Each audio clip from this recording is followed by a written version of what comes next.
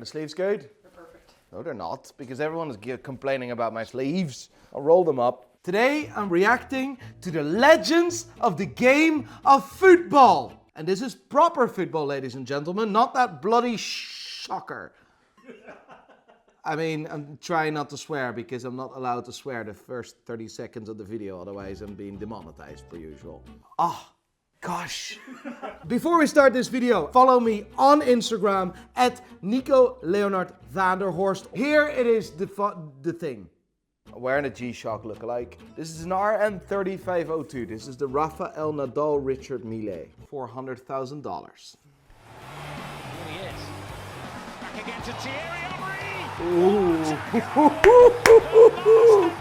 What a player he was.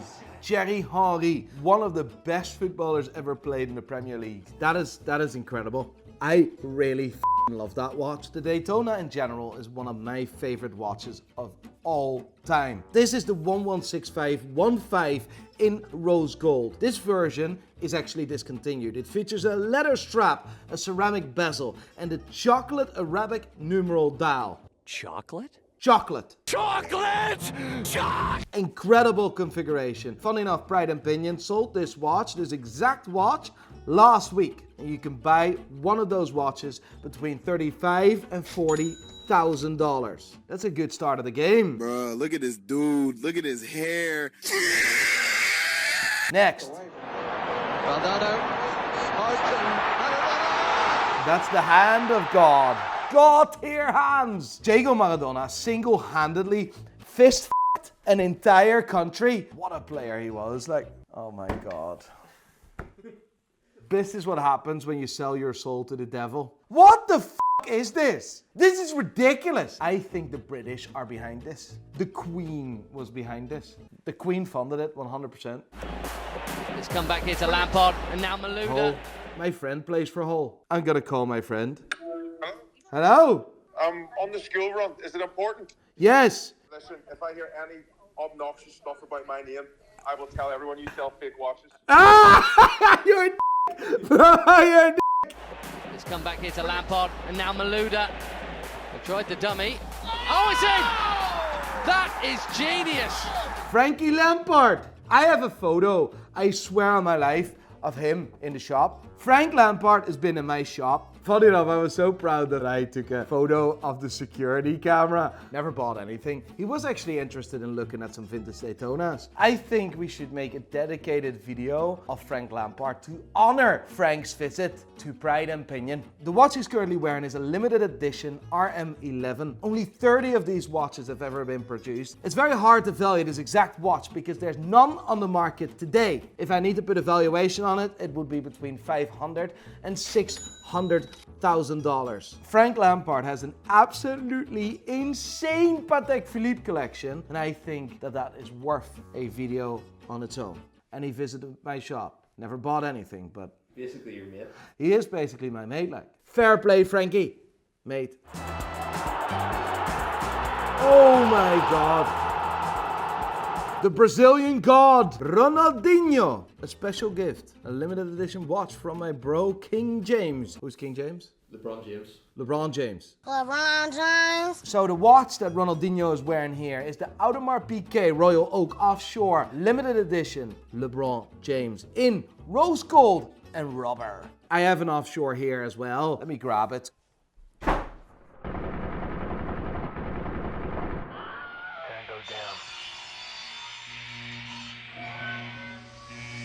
So, I got myself a Royal Oak Offshore.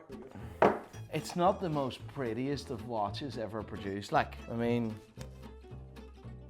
I'm a fat f***, and this is even too big. In 1972, Gerald Genta designed the Royal Oak, and royal it was. Reference number 5402 became the savior of the Swiss watch industry. And 21 years later, Audemars Piguet wanted to reinvent the Royal Oak. Emmanuel Guit, or whatever his name is, designed the Royal Oak Offshore. Jesus, it was big. It was bulky. It was huge. It was like overcompensation for small penises type of watch. I'm not a big fan of it, but it is a part of Audemars Piguet's history. I'm very, very happy that Audemars Piguet decided to do limited edition and special editions, mainly within the Royal Oak Offshore line, and kept the Royal Oak as close as possible to the original design. When AP launched the Offshore, Gerald Genta was f***ing nuts. He became like, "You're f***ing my design! You're..." The watch he's wearing here has a value between $50,000 and $60,000. Would I pay $60,000 for that watch? Don't think so. Now I'm taking this watch off because it's awfully uncomfortable. Right, let's put something more subtle on. This is another vintage Rolex Daytona. This is the reference number 6265. Look at that, absolute cracker. What a player he was. The era of Luis Figo, the era of Thierry Henry, or even Roberto Carlos, Ronaldinho. That was some f***ing time, like. All right, forget about what I just said. Like, epic ex-chrono, Luis Figo. It's epically shit. Like, do we really need to waste our time on Jacob & Co. today? Oh, ha, that's better. You know that I lost one of these watches? I lost a sealed 5712 1G, a white gold version of this exact watch. I lost it.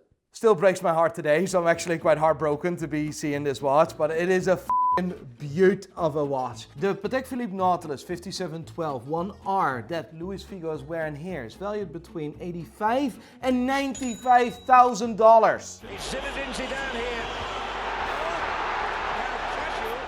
Oh! Zinedine Zidane.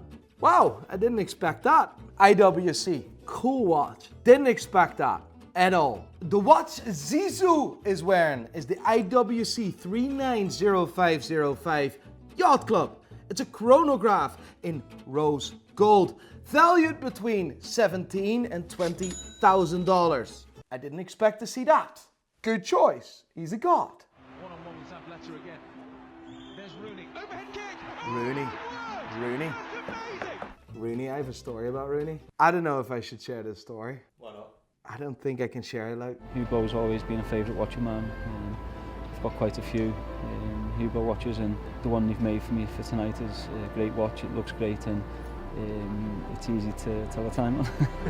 it, I'm gonna share that story. This is disgusting. I'm gonna make a donation to the Wayne Rooney Foundation. I don't want to give off to him because he does well, right? He does well, foundation, etc. That's good.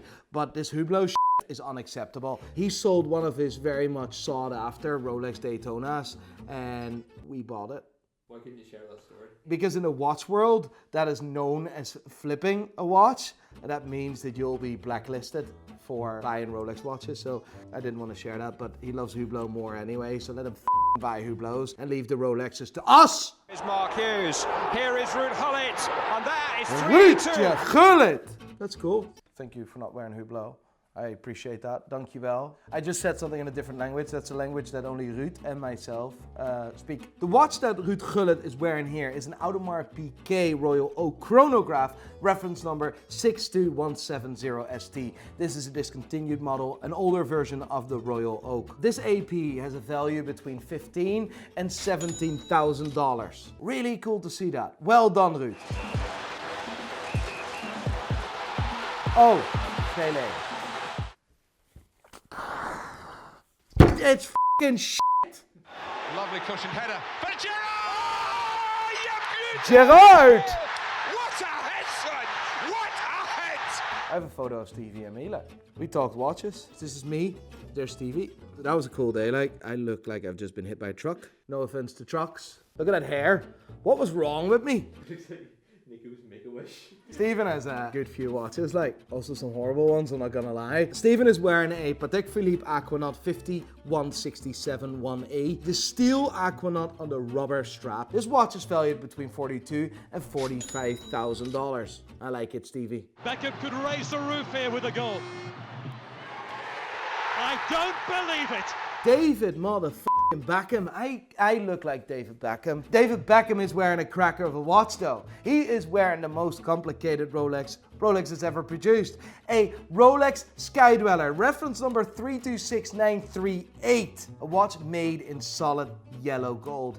Champagne dial and the Roman numerals. A watch that I would currently value between $50,000 and $52,000. Can we do like an Untitled like an end thing, like you guys see in a movie, the credit thing, and then the watches that we talked about, or something stupid?